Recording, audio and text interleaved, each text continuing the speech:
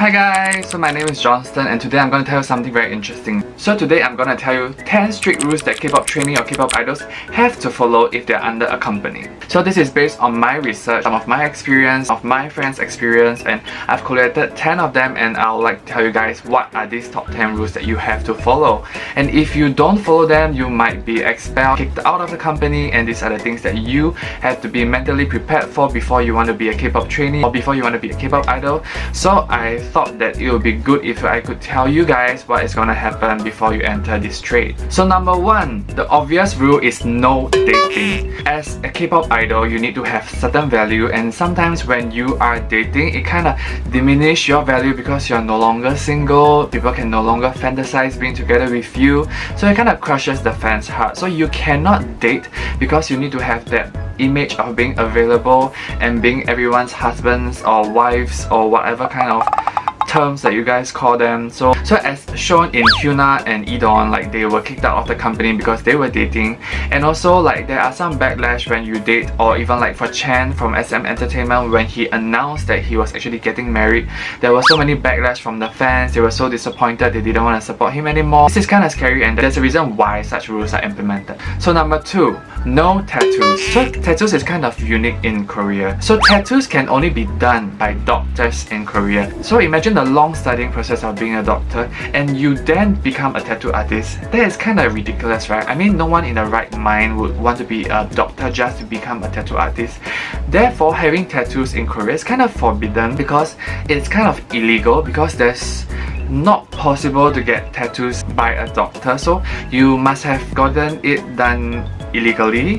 There are some artists that do get tattoos eventually. They normally have to wear like oversized clothes to cover their tattoos during live broadcasts, or they will have to put some plaster or put some cloth on it to cover it so that it's not very visible on the TV shows. Number 3, this is a very well-known rule and you will have to have a strict diet. So most companies, right, they will want you to be on a strict diet regardless of how you look, unless you're really skinny, and they will always weigh you every day before and after training. So this is kind of scary because there are many people that actually are anorexic, have eating disorder because of this.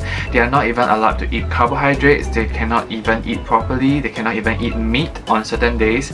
Most of the time, the amount of food you eat is not even enough to grow, it's just enough for you to survive. So this is a very tough and grueling process, especially for dieting. I myself know that I can't diet, so I definitely wouldn't pass this rule.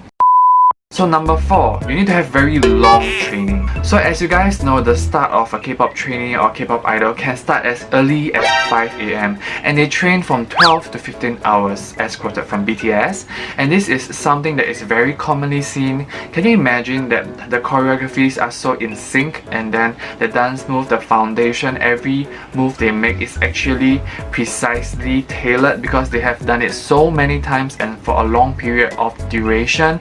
They know what to do at which angle so that everyone goes up at the right angle and points at the right angle. This is why they have long, grueling training hours, and that is why they have a certain standard when it comes to dance or sing. So definitely you need to tolerate the long period of training every day. So well, on the bright side, there is an off day, which is on the Sunday. There wouldn't be any training, so most of the time the training happens for 6 days, and there's also vocal training, language training, culture training, all sorts of training on top of dancing. So number 5, this is kind of commonly known as no smoking. So as you guys know, tobacco is like 18 plus, so if you're not 18 you can't buy tobacco, and in some places if you're not 21 you can't buy tobacco, you can't smoke. And also smoking for a K-pop idol can be kind of detrimental to their image.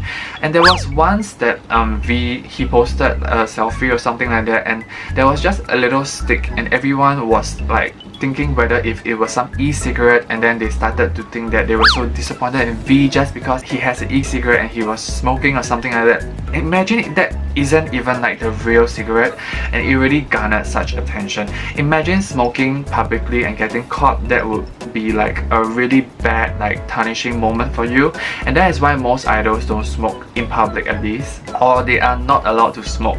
They have to do it secretly if they do, and probably not in the company. So number 6, there is no drinking. So this is kind of commonly known as well, on top of the no smoking. So this is kind of like image related as well. So the problem is is because like Koreans like to drink a lot, and when you drink a lot you get drunk, and also when you get drunk you might do things out of like impulsive urge, or out of like you know, you might have like outbursts of like violence and stuff like that, and if that's being caught in the public, that can really tarnish your reputation as well. So most idols or trainees are not really allowed to drink inside the company and outside the company as well. So number 7, you must learn Korean mannerisms. This is a very big cultural difference. So when I was first introduced to Korean like mannerisms, you would have to bow 90 degrees at an elderly. You cannot put in your hands inside the pocket whenever you're doing so, or when you're talking to an elderly. That is considered as rude. When you are trying to blow your nose, when you have certain mucus in your nose, you cannot blow it while eating in a dining table. And also when you drink, you cannot show your nostrils towards an elderly, you must drink it like this. There are many kinds of mannerisms and culture in Korea that you have to learn if you are a K-pop trainee or a K-pop idol. So if you are foreign, this is something that you need to pick up, and sometimes if you don't, they might disregard you and they might feel that you are disrespectful. So this is something that you definitely have to pick up. So number 8, so you will not have any cell phone freedom. So the thing about cell phone is that you probably don't have much time to use your cell phone already. You could probably use only like less than 1 hour every day, and maybe on Sundays that's your off day, that would be fine. And on top of that, they will always check onto your phones. They'll look at who you are messaging, what are you sending, and they will question and grill you. So there are times whereby if they are kind of suspicious towards what you are sending, they might even punish you to run labs, and also punish you by taking your off day, which is your Sunday, to do more training because of the things you have sent or the people that you're contacting with. So number 9, there is gender separation. So for most companies, the male and the female, they train and they eat at different timing because they do not want the male idols and the female idols to interact. This is also to reduce the amount of physical interaction between them, so that there will not be any chances of them getting into a relationship. So this is to reduce interaction, so that if they don't meet, they will not be friends, and if they are not friends, then they will not be able to become partners eventually, and this will reduce the number 1, no dating rule.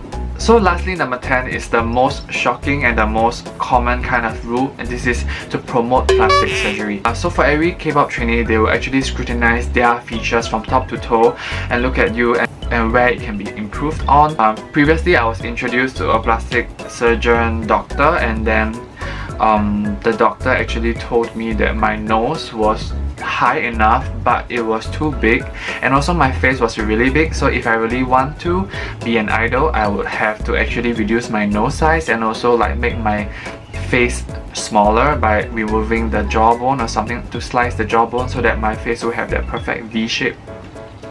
So I mean, like the standards are pretty high, and especially if you are a certain position, like if you are the visual, most of the time they might want you to go through like more plastic surgery so that you look more perfect than you are, so that you can hold the title of being a visual in the group. Oh, that's all I have for you guys. I hope that these 10 rules were really interesting. Today I'm going to do something that has been highly requested.